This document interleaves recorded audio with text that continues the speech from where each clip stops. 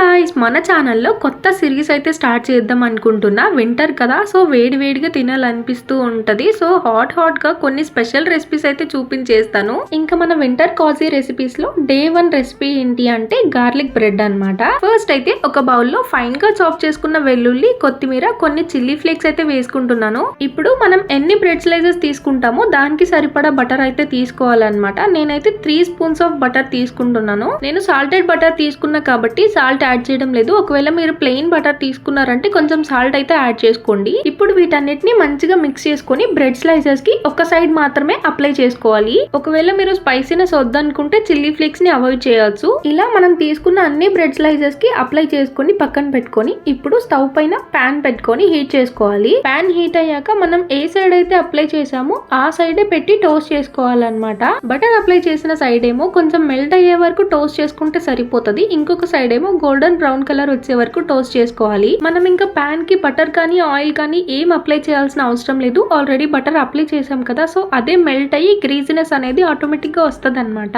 ఈ వింటర్ లో evening times వేడిగా తినాలి అనిపించినప్పుడు ఈజీగా ఈ గార్లిక్ బ్రెడ్ అయితే చేసుకోవచ్చు అనమాట. సైడ్ కి టొమాటో సాస్ కానీ మయోనీస్ కానీ ఏదైనా యాడ్ చేసుకోవచ్చు. టేస్ట్ అయితే చాలా బాగుంది.